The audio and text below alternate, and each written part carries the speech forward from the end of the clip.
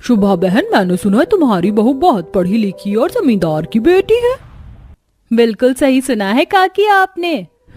खुशी देखो निकिता बेटी की पढ़ी लिखी भाभी पाकर। अच्छा बहन, हम चलते हैं, बेचारी बहू भी थक गई होगी। वैसे भी बहुत गर्मी हो रही है। बहू तुम थोड़ा आराम कर लो। घर आए पड़ोसी बहू को देखकर चले जाते हैं और पड़ोसियों के जाने के बाद लक्ष्मी फ्रेश होने के लिए नहा लेती है। कुछ देर बाद जब शोभा बाथरूम में जाती है तो वो देखती है कि 4 बाल्टी पानी खत्म है। अरे बहू, तूने 4 बाल्टी पानी से नहा लिया, तुझे नहीं पता? पर यहाँ पानी की बहुत दिक्कत है। तू हमें बता देती, हम तुझे नदी पर ले जाते, वहाँ तू अच्छे से नहा पाती। माँ जी, इतनी गर्मी हो रही है, अब नहाने के लिए मुझे पूछना पड़ता है क्या? और गर्मी में तो पानी ज्यादा ही खर्च होता है। माँ, लक्ष्मी अभी नई है, यहाँ के बारे में उसे कुछ नहीं पता। लक्ष्मी, हमारे गांव में सभी लोग नहाने और कपड़े धोने के लिए नदी को जाते हैं, तो कल से तुम नहाने के लिए माँ और निकिता के साथ नदी चली जाना। घर में बस इमरजेंसी के लिए बाल्टी में पानी होता है। नदी पर नहाने की बात सुनकर लक्ष्मी बड़ी हैरान होती है और अगले दिन वो अपने गंदे कपड़े लेकर अपनी सास के साथ और नंद के साथ नदी पर जाती है, जहां वो देखती है कि गंदे पानी में गांव की कुछ औरतें नहा रही हैं। साथ में सभी लोग वहीं पर बैठकर कपड़े भी धो रहे हैं।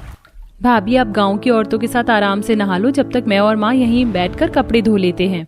अपनी सास और नंद के कहने पर लक्ष्मी नदी में नहाती है और वो लोग कुछ देर बाद गंदे कपड़े नदी पर ही धोकर अपने घर आते हैं। इसी तरह 2 दिन बीत जाते हैं और एक दिन। अरे निकिता, तुम और माँ सुबह शाम मटके बाल्टी लेकर कहाँ चली जाती हो? भाभी, गांव में बस कुछ ही लोगों के घर में नलका है और नदी का पानी तो हम पी नहीं सकते।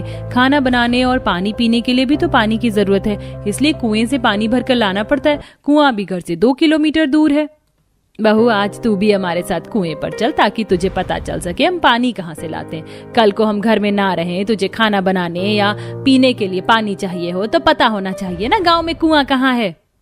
इतना बोल शोभा लक्ष्मी और निकिता के साथ तपती धूप में कुएं पर जाती है और लंबी लाइन में लगकर कुएं से पानी भरती है। और जब पानी भर के गांव की कुछ औरतें नंद और सास के साथ लक्ष्मी घर आने लगती है तो वो पानी का टैंकर जाता हुआ देखती है। माँ जी, हमारे गांव में तो पानी का टैंकर आता है, फिर हम लोग कुएं से पानी क्यों लेकर जा रहे हैं इतनी धूप और गर्मी में? अरे बहू, ये पानी का टैंकर तो सरपंच के घर जा रहा है, बस उसी के घर आता पानी का टैंकर। अपनी आंखों के सामने से मीठे पानी का टैंकर जाता देख लक्ष्मी को बड़ी हैरानी होती है और वो घर आकर अपनी नंद के साथ घर के कामों में लग जाती है। इसी तरह कुछ दिन बीत जाते हैं और एक दिन लक्ष्मी किसी काम से अपने पति के साथ सरपंच के घर जाती है, जहां वो देखती है कि सरपंच के घर के बाहर पानी का टैंकर खड़ा है और कुछ अमीर लोग सरपंच को पैसे देकर मीठा पानी भर रहे हैं।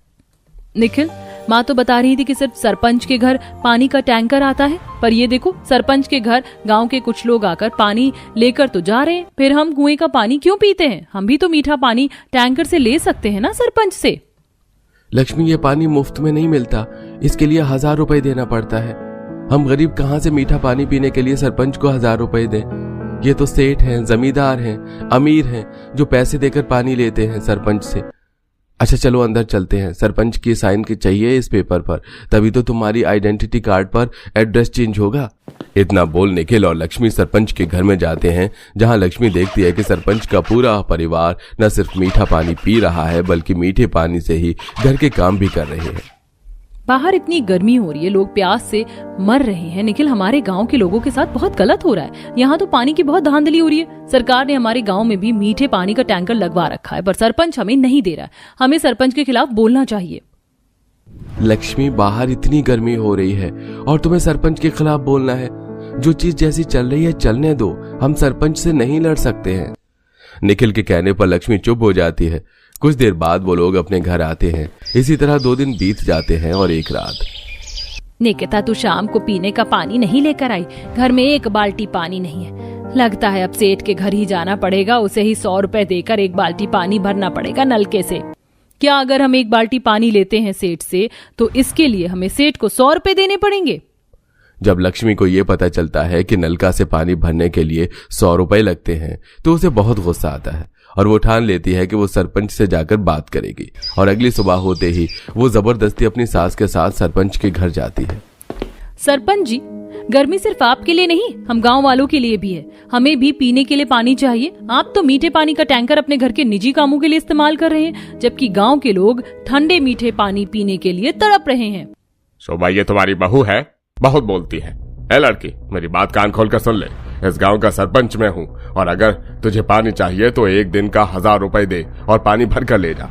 आई बात समझ में? सरपंच जी, मैं अपनी बहू को समझा लूंगी। चल बहू, यहाँ से चलते हैं।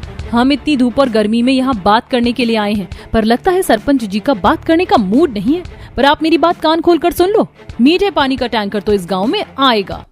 अरे तुझे जो बिगाड़ना है बिगाड़ ले, मेरा जो कुछ करना है। सरपंच लक्ष्मी की एक नहीं सुनता और उसे अपने घर से भगा देता है, जिसके बाद लक्ष्मी सीधा एमएलए के दफ्तर जाती है। माफ करना एमएलए जी, बिना अपॉइंटमेंट किए आपके दफ्तर आ गई, पर हमारे गांव के सरपंच जी हमारे गांव वालों को मीठे पानी का टैंकर दे ही नहीं रहे हैं जो आप गांव भिजवाते हैं। ऐसा कैसे हो सकता है? सरकारी मीठे पानी का टैंकर हफ्ते में 2 से 3 बार जाता है यहाँ से। अगर ऐसी बात है तो मैं अभी सरपंच से बात करता हूँ।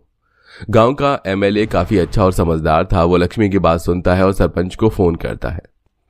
अरे एमएलए, वो लड़की झूठ बोल रही है। आप तो जानते हैं गांव के गंवार लोग कैसे होते हैं। मैं तो इन्हें मीठा पानी दे रहा था टैंकर का, पर इन्हें तो कुएं के पानी पीने की आदत है, इसीलिए वो टैंकर मैं अपने घर मंगवाने लगा और जरूरतमंदों को देने लगा।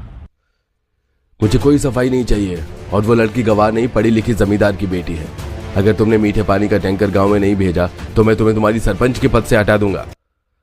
एमएलए की फटकार खाकर सरपंच गांव में मीठे पानी का टैंकर आने देता है। मीठे पानी का टैंकर अपने गांव में देख सभी लोग काफी खुश होते हैं। अपने घर से बाल्टी, मटका, ड्रम लेकर बाहर आते हैं और धूप में लाइन में लगकर मीठा पानी भरते हुए लक्ष्मी की काफी तारीफ करते हैं। शिव भाई से कहते हैं पढ़ी लिखी बहू, आज तुम्हारी पढ़ी लिखी बहू है, इसीलिए उसने हम जैसे गरीबों के लिए गांव में मीठे पानी का टैंकर मंगवा दिया। हमने कभी नहीं सोचा था कि हम गरीबों को इस गर्मी में इतना ठंडा मीठा टैंकर का पानी पीने को मिलेगा। वो तो है बहन। बहू, तुम इस गांव की बहू नहीं, फरिश्ता बनकर आई हो। तुम्हारे आने से हमारे गांव में मीठे पानी का टैंकर आया है। सभी गांव वाले लक्ष्मी की खूब तारीफ करते हैं। ये देख शोभा, निखिल और निकिता काफी खुश होते हैं। देखते ही देखते 10 दिन बीत जाते हैं और इस 10 दिन में एक दिन भी मीठे पानी का टैंकर नहीं आता। बहू, तुम तो कह रही थी कि हफ्ते में 3 दिन मीठे पानी का टैंकर आएगा। हमारे घर का तो पानी भी खत्म हो गया और इतनी धूप में गर्मी में कुएं पर जाने का दिल नहीं करता। हो ना हो, इस सरपंच ने फिर से हमारे गांव का पानी कटवाकर अपने घर मंगवा लिया है। इसकी तो खैर नहीं है। इसे तो अब मैं बताऊंगी जब मैं इसकी लिखित रूप से कंप्लेंट करूंगी। इस बार लक्ष्मी सिफारिश नहीं बल्कि सरपंच के खिलाफ लिखित रूप से कंप्लेंट करती है, जिस वजह से एमएलए को खुद गांव का दौरा करने के लिए आना पड़ता है और वो देखता है कि गांव वाले धूप और गर्मी में कुएं से जाकर पानी ले रहे हैं, तो वहीं मीठे पानी का टैंकर सरपंच के घर के बाहर खड़ा है और वो कुछ जमींदार सेठ से पैसे लेकर उन्हें पानी दे रहा है। देख लीजिए एमएलए साहब, सब कुछ आपकी आंखों के सामने है। अरे एमएलए साहब, आप अचानक गांव में आने से पहले बता देते।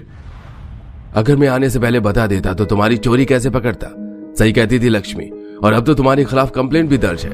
न चाहते हुए भी मुझे तुम्हारी धांधली और बेईमानी की वजह से तुम्हें तुम्हारे सरपंच के पद से हटाना होगा। और टैंकर वाले, तुम्हें गांव वालों को पानी देना है ना कि सरपंच को। एमएलए की डांट खाकर टैंकर वाला गांव में जाता है और मीठे पानी का टैंकर देख एक बार फिर सभी लोग काफी खुश होते हैं और बिना धूप गर्मी की परवाह करे फिर से टैंकर पर पानी भरने लगते हैं। अब आप सब फिक्र मत कीजिए, सरपंच को उसके पद से हटा दिया गया है। अब पानी का टैंकर सरपंच के घर नहीं बल्कि गांव में आएगा। बहू, तुमने कर दिखाया। ऐ शोभा, तुम्हारी बहू बहुत समझदार है। इस तरह लक्ष्मी अपनी सूझबूझ से गांव में मीठे पानी का टैंकर लाती है और सरपंच को उसके किए की सजा देती है, उसके पद से हटवाकर। आज क्या क्या सामान लेकर आई हूँ अपने लिए, गरबा वाले कपड़े, वैसा ही ज्वेलरी लेकर आई हूँ, सैंडल भी और मेकअप का सामान भी। अच्छा लगेगा ना मुझ पर ये? मैंने 2-3 ड्रेस ली हैं गरबा नाइट के लिए। ये सब तो बहुत महंगा आया है, और जब तू बाजार गई थी ये सब सामान लाने तो मुझे बता कर जाती। तुझे इसके लिए तो याद था, पर ये याद नहीं है कि कल से नवरात्रि शुरू है तो माता की चौकी लगाने का सामान ले आती। माँ जी, आलतू फालतू काम मैं थोड़ी ना करती, वो गरीब जेठानी है ना, वो करती है, उनसे करवा लो। भूल मत, पिछले साल जब तू शादी करके आई उसके दूसरे ही नवरात्रि पर तूने सुमन बहू के साथ बदतमीजी की थी और उसको इस घर से बाहर निकलवा दिया। वो तो मेरा बेटा तेरी इस खूबसूरती का गुलाम है, वरना अभी तक तुझे मैं घर से बाहर कर देती। हाँ, तो इस घर में दोनों बेटे हैं, दोनों को बराबर देना है, लेकिन जेठ जी ने 2-3 महीने से राशन नहीं भरा तो अलग तो होना ही था। पर मेरा पति क्यों दानवीर बने? ठीक है माँ जी, मैं नवरात्रि का सामान खरीद कर ले आऊंगी, लेकिन मैं अपने सारे पैसे खर्च कर चुकी हूँ। अब आप पैसे दे दो, आपका बेटा आपको भी तो पैसे देता है। अब माता की चौकी लगवानी है तो बता दो। ठीक है, ये ले पैसे और अच्छे से सामान लेकर आना, कहीं